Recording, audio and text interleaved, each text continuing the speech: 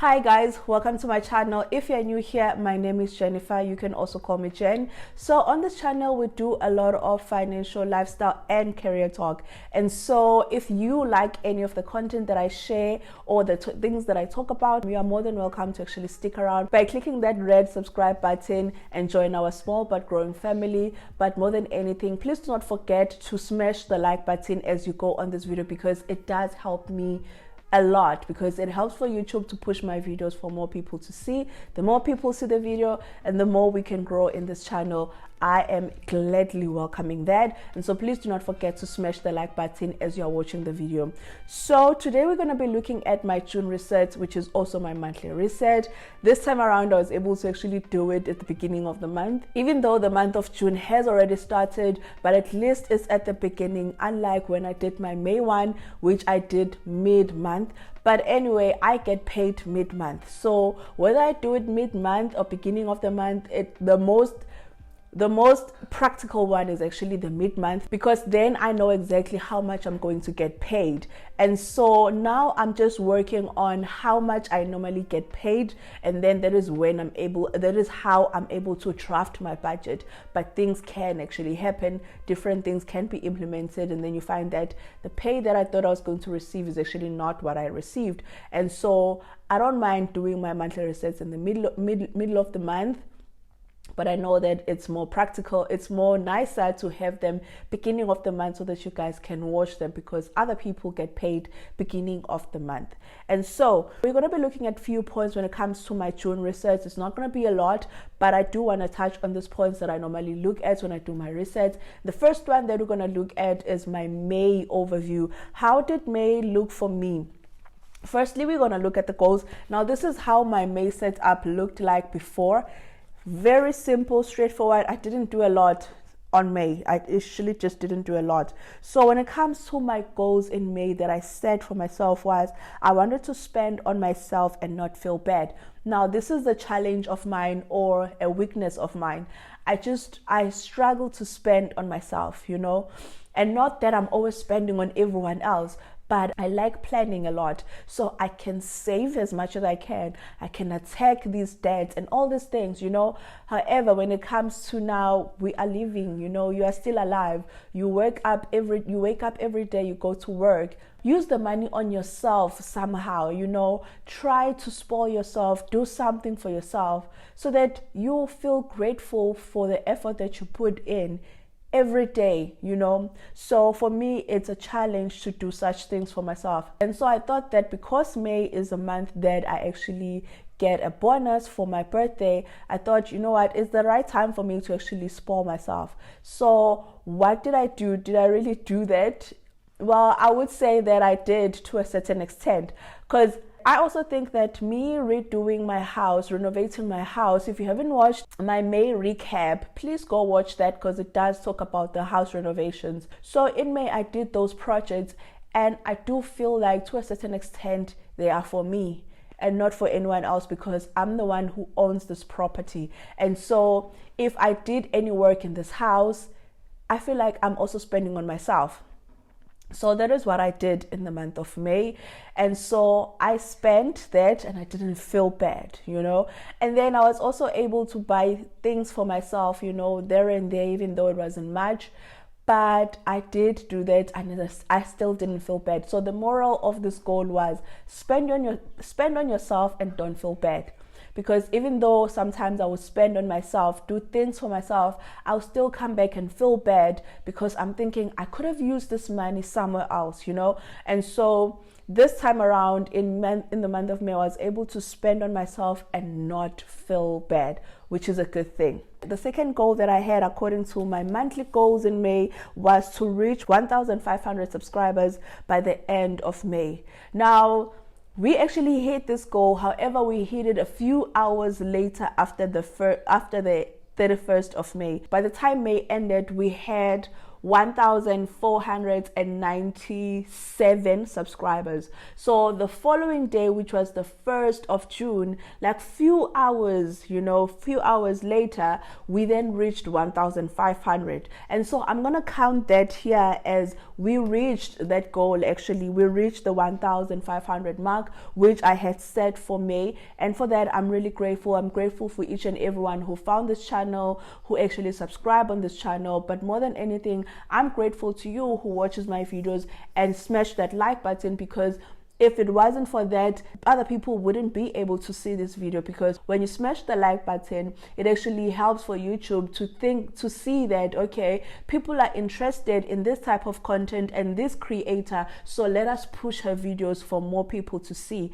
And so I'm grateful to each and every one of you. I'm also grateful to each and everyone who actually watches my videos or halfway through or till the end, because that also counts very much. Those were my only goals for May. I didn't set up a lot of goals because I also didn't want to overwhelm myself. Like in April, I literally had no goals at all. So for me to have 2 goals in May, that was good.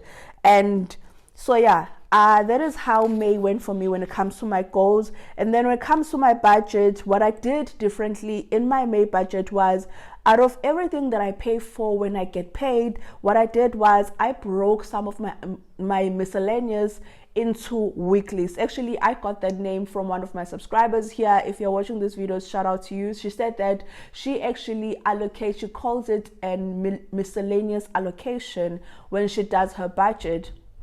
That one for, you know, things that may come up along the month. So she calls that item miscellaneous. And so that is what I'm gonna call it. So miscellaneous, even though in that miscellaneous it includes almost everything, like it's groceries in this house, things that I might need in this house, you know, that go beyond groceries, things that I might need to replenish my whatever, it will go in there. And so what I did was I allocated a sum of money for that, and then I broke it down to weeks. So I said, okay, week 1, I'm going to allocate it this much. So in week 1, I allocated it 2,000.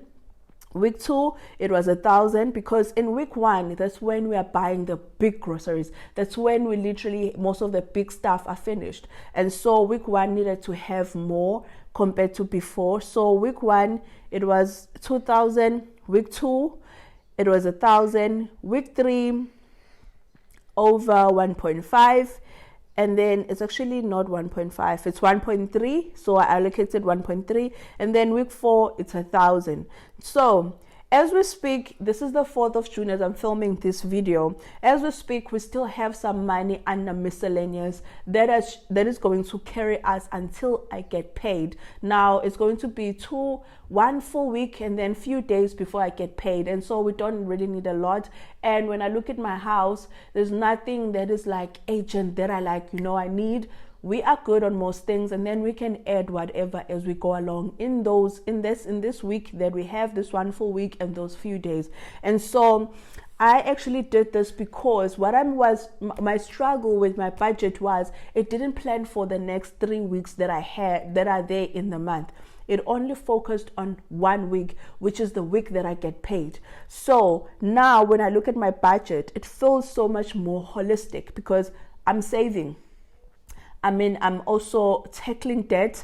I'm also paying for my obligations, my monthly obligations. And more than anything, I'm also planning for the weeks after my payday. So those 3 weeks leading up to my next payday, I'm planning for that now. And so for that, I'm actually excited, and I'm proud of myself, because this is not something that I used to do. This is something that I actually started implementing in the month of May. And so since I implemented this, I must say that the whole idea was so that I do not go back to my credit card and tap into it, because now I do not have money to replenish things that are finished in this house. But now I actually have money that is allocated for each week. Sometimes you find that even though I may allocate 1,000, you find that in that week I actually use less. You know, sometimes I allocate 1,000, then you find that in that week I have to use more. But because it's so flexible that I know that, okay, in another week I spent less, I'm able to spend more in this week. And so that I really, really love. If you're not doing this, I will really, really encourage you to do this. look at what you spend on, which are miscellaneous, like your groceries and the things that you buy. If you buy your groceries, if you find yourself going to the shops every week, look at how much you normally spend and try to allocate accordingly. And so that is how May went for me. And also there were renovations. So what I did was I budgeted for my renovations. That is how the month of May looked for me. It was a good month financially, good planning, and yeah, positive things came out of it. As I said, if you haven't watched my May recap, please go watch that, because it will give you a good idea of what happened in May, what I spent on, and how I feel about the entire month of May. So now we're going to look at my June budget. Now this is the second part of the video. So this is my current setup for June. Very minimal, simple, nothing, not a lot of things going on, because I don't have time to be doodling. I don't have time to be drawing flowers. I just don't have time for that. So as we speak, let's start first with the YouTube tracker. So here I have a YouTube tracker. We're going to first look at my subscribers. So I'm gonna, as we started on the 1st of June, we actually started with 1,500 subscribers. And then I also want to check my watch time now, because we are so close to monetization. We are not close to monetization, but we are close to hitting the 4,000 watch hours. And so I want to start monitoring it, so that I know that once we hit that 4,000 watch hours, I can then start applying for the YouTube partner program. Because one thing that they have done differently is you cannot apply for the YouTube partner program before you even hit this threshold. So that is 1,000 subscribers and also 4,000 watch hours in the last 365 days, within 365 days. And so my goal is to, the plan is, I have to wait. So I want to track so that I know that the day that I hit 4,000 watch hours, then I can expect that email. So what YouTube does is now you will continue on. You can apply. Yes, you can create your AdSense account, which I haven't done. And then they will send you an email to say that you now qualify for the YouTube partner program. And then they give you the links to follow, the steps to follow in order for you to actually apply. And so I have to wait for that email. So I'm going to track this so that when we get to that threshold, when we get to that mark, when I receive an email, then I will then start, applying and doing all the stuff. The day that I actually qualify and I'm monetized, then I'm not going to track the watch time. I just want to track it now, because I feel like we are getting closer to that stage, Now let's look at my goals. These are my goals that are written here. So let us look at my monthly goals. So I have two categories, personal and financial. Those are the things that I have. I don't have fitness and what, because guys, I walk every day when I have to go to work. I take public transport. For those who watch my vlogs, So I take public transport, and from where I stay to where I take the public transport, it's actually 6 blocks away. 6 blocks away that I walk each and every day, twice. There, coming back, and then when I drop off in town, I still walk to the office. So that for me counts as fitness, because if you didn't know, walking is actually exercise. Personal goal, I would like to reach 2,000 subscribers in the month of June. Do I think this is possible? Okay, I'm being optimistic. Let me just say, I'm going to be optimistic. We will hit it. If we don't hit it, then we will come close to hitting it. And so this is going to be my goal. This might not happen, but you know what? I'm going to reach for this, for the stars, so that if it happens, I can fall on the clouds. And so reach 2,000 subscribers in the month of June. That is the first goal. Second goal, qualify for monetization. Do I think this is possible? Yes, I think this is possible. Looking at my upload schedule and also the views that I've been getting on my videos, I do think that this is possible. So looking at my financial goals for June is, I do not want to use my credit card. So I did well in May. My goal is to keep doing well in June and the months ahead, because my goal is very big for this month. I have a very big goal, which I don't know if I'm going to hit. So I don't want to use my credit card this month. Yes, I want to pay into my credit card, but I don't want to use it. I don't want to go back to it and say, oh, I need this, let me then use reach for my credit card. I don't want to do that. Second thing that I want to do in this month is I want to cancel my education plan for my daughter. So currently it's with Momentum. Now I did this education plan when she turned 2 years old, and I went to ABSA. And I said, I want to create an education plan because there was something that was called future plan under ABSA. I wanted that, but when I got there, they actually gave me this thing, which is an education plan, which is very much so like any other investment, nothing special to it. And it matures after 5 years, they said that. And so I actually watched this other video by Mampalo. Is it Mampalo? I think, I hope I'm pronouncing her name properly. Mampalo, and she was talking about investments that she is not putting her money in. And she broke down these investments, and one of them is an education policy. And in my mind, I had thought, you know what, it's fine that I felt good that I was saving for my daughter's future education. But knowing very well that I had just checked in March how much is in there and I was not happy, it clicked for me when she explained it that, wow, I'm actually wasting time here. I'm wasting time here. By the time my daughter goes to school, goes to varsity, she's not going to have enough money to actually even last to pay for her the first year of her school fees, looking at how expensive things are and looking at how education is expensive now. And so that's where I reached my decision that, you know what, I'm just going to cancel this thing because it is a waste of my time. And also because I have reached a point in my life financially where now I really like to be in control of my finances. I want to know where my money is going. I want to know how my money is working for me. And so when you are investing in most of these policies, you don't know where your money is going. You don't know how your money is working for you because there are two middlemen in between you and your money. So there's me, there is the financial institution, so in this case it's Momentum, and then there is the broker. The broker is the one that invests on Momentum's behalf, whatever, but they are the ones that actually buy the shares through JSE.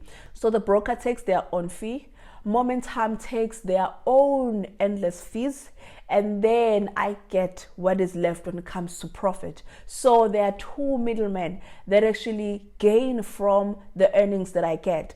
And so what I've decided to do is I really want to be in control of my finances. And so I'm doing away with investing under insurance companies, because another thing that she was talking about is that we are investing for these big things, but we are using insurance companies, and insurance companies were not created to deal with things like a retirement annuity, education plans and all the stuff, because they have so many fees. And so you don't really see the value of your money because the large majority of your money is taken through the fees. And so I saw that with this investment for my daughter, because I was looking at it and thinking, how is this not growing? Instead of it's actually growing, it's actually going down. Understandably, it is affected by the market, but still, when I checked it beginning of the year, the market was still looking fine and it was just bad. And then when I checked it again now, it was just as bad. And so I thought, you know what, I really need to do away with this. And I found a way of actually investing for my child, which I feel is going to be more conducive for me. And I'm gonna do a separate video about that, but I'm gonna start investing for my daughter under Frank app. And I have this as a financial goal here, that I wanna start investing for Nomcebo on the Frank app. I've already created the account. I'm just waiting for the verification. I've already created everything. Now it's a matter of me starting to invest. But before I can get to that part, I need to cancel the one with Momentum so that I can redirect that money into Frank. So that is my goal for when it comes to my daughter's future education. And then the thing that I also want to do is I want to pay off my credit card. Now, do I think that this is possible? It might be possible, I don't know. But even if I don't pay it off fully, but I would like to pay majority of it and then go and limit and decrease my limit.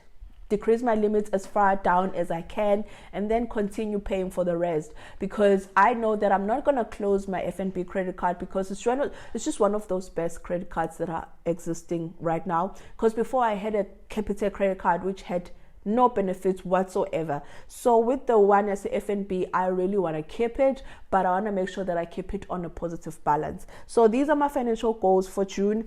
Not a lot, but goals that I would love to hit or get close to hitting. So when we look at my budget now, this is my budget. It's still written in pencil, but I'm actually going to take the time today and just write it in pen and calculate everything and see if we are still within budget. But when I did it, we are actually on budget.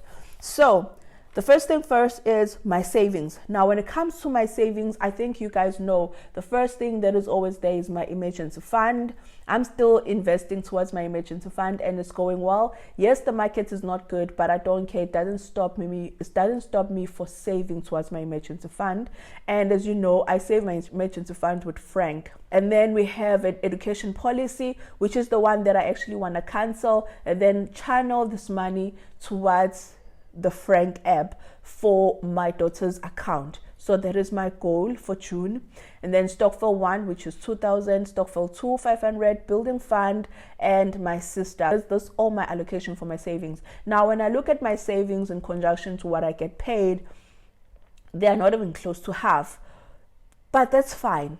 For the fact that I'm able to save around 6,000, I'm going to be able to save 6,000 this month. For me, that is a positive thing, because I know that for many people struggle with just saving even as little as 500. And so for the fact that I'm able to save this much, for me, I am grateful, I'm thankful, and I know that I can push myself. But I shared this last month that I don't want to push myself so much now that I want to push on savings and attacking the debt that I forget that I still have to live. And then the next thing that I have is my expenses down here, and I'm going to put a screen here. Let me sit like this so that I can put a screen here so that you can see these as I talk through it. I have expenses here.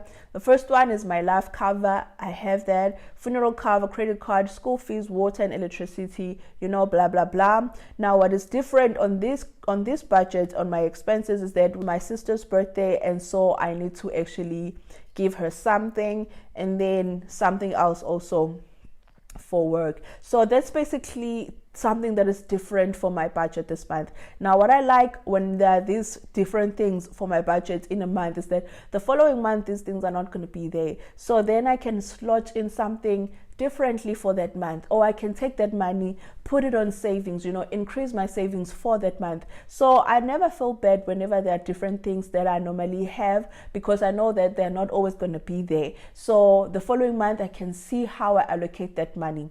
So the last thing that I also have, which I've touched on, spoken about this, is my weekly allocation. So what I did is, on top of all the money that I have, so the weekly allocation on my side is 2,600, and then my partner also gives us money, because I think you guys know I have a daughter.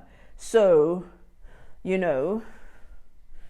responsibilities, they don't fall on just one person. They don't just fall more on the dad, and then, it's very much so balanced. I really believe in that. This whole thing of, it's your child, then it's like everything is the other person's responsibility, and then you go free. So what he does is he also gives us allocation for the month so that we can buy things for the house. And so when I tell it everything up, at least for the first week, we will have about 1,300 this week. Now, I was allocating this, looking at how things are looking currently, for the fact that I have money to take me up until payday. And then when I look at the things in this house, doesn't look bad. It doesn't look bad at all. And so the monies that I've allocated here makes sense. So for week 1, it will be 1,300. That will be for replenishing majority of the things that will be finished and that are essential. Week 2, it's just 500 just to add whatever may be finished, just to add. Or another thing that I'm realizing now that I didn't do here was I didn't budget for my transport. I'm gonna have to reconfigure this and figure out where am I gonna get money for transport under this. But I think that I do have an idea, but we'll figure it out. Okay, week 3 we have about 1,600. This might change, so we will see. And then week 4 we have about 1,300. So when I add everything together, it's about 4,600. So that's just miscellaneous allocation. But as I said, for me, it's very important that I know that I have allocation for each week so that I don't reach for my credit card, because that is where I find myself not finishing my debts, because I'm always servicing my credit card. I'm using it, servicing it. And it feels like I'm just in a hamster wheel that is not leading me anyway. And so that is why for me, this weekly allocation is very handy. Even though when I may look at it and think of this money, it's a lot, but then if I didn't do this, then I will be using my credit card, which will be even more worse, because now I'll be paying for the interest on that credit card. So as I said, one thing that I'm seeing differently here, something that I didn't budget for, is my transport cost. So I might take my transport cost on my weekly allocation, so I also don't have to stress about that as well, because I take public transport, and my public transport that I take is not expensive. I literally need about 400 for a month. I'm good. So that is what my budget looks like. I'm happy with how it looks. I'm happy with the level of savings for the month. I'm also excited that I'm actually going to push on my credit card and hopefully get close to actually closing it, or not closing it, but paying majority off the credit card, on my credit card. And then also I'm just happy with how my budget looks, and the plans that I have. I feel like they're not going to take me off budget unless anything happens. Anything can happen, but that is where the miscellaneous allocation comes in. That if you had budgeted for something and then something happens, and then you need money, not like an emergency, but something happens, that you have the miscellaneous allocation. You can tap into that and use it, without feeling guilty or bad. So that is my June overview in a nutshell. We've went through my goals, we've went through my personal goals, my financial goals, we've went through my YouTube tracker, and then we also went through my budget. That is normally what I do when I do my resets, or when I plan for my life on a month-to-month basis. And so that is what I was sharing with you today. I hope that you guys enjoyed this video and you found value in it and some lesson there and there. If you want to share some of the things that you are doing, please comment down below, because I do appreciate that. I am also learning a lot from you guys, because believe it or not, I do not think that I know it all. That is why I watch a lot of YouTube videos, because I'm also always looking to learn, always looking to find things that I can do differently in order to improve my life, And so if you have things that you're doing that you feel like they are working for you, please share them down below. I really appreciate that. I think also other people who watch this video and see those comments are actually going to appreciate that, because they're also going to learn something. And so I hope that you guys found value on this video. Until I see you on the next one, please take care and stay safe. Bye.